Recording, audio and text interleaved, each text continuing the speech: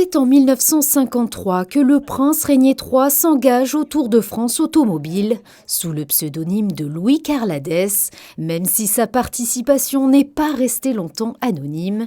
Aux côtés de son copilote mécanicien, le souverain abandonne la course sur les routes du Nord à la suite d'une sortie de route. À l'occasion des commémorations du centenaire de sa naissance, une réplique de cette auto a été totalement restaurée dans la plus grande des discrétions.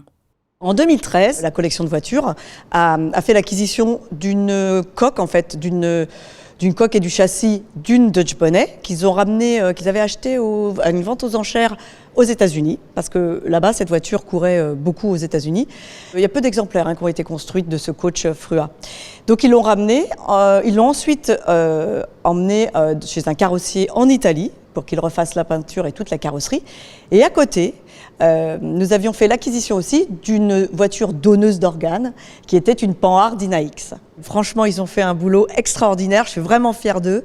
Ils ont travaillé toute l'année 2023 parce que c'était le fil rouge de cette année pour les commémorations du prince Régnier III. Et ça a été dur parce que même si c'était le fil rouge, il y a eu toutes les commémorations depuis mai. Il a donc fallu aussi qu'on révise d'autres véhicules. La restauration aura mobilisé les équipes de la collection sur les nombreuses recherches historiques, permettant de dupliquer l'auto à l'identique.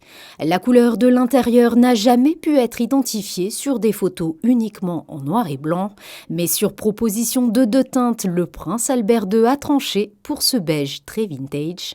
Après avoir suivi de près l'évolution des travaux, le souverain a découvert la voiture quelques jours auparavant sans qu'aucun détail ne lui échappe.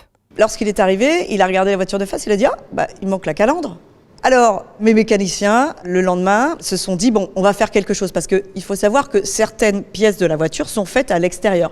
Comme les sièges ont été restaurés par un sellier, il y a aussi les pare-chocs qui ont été faits à l'extérieur. Ça a pris beaucoup de temps. Donc, mes super mécanos ont été récupérer une pièce d'une autre voiture et ont essayé de mettre en place une barre de calandre devant le moteur. C'est avec beaucoup d'émotion que le prince Albert II a pris le volant de cette DB Frua en parcourant le célèbre tracé du circuit de Formule 1. C'est une voiture formidable.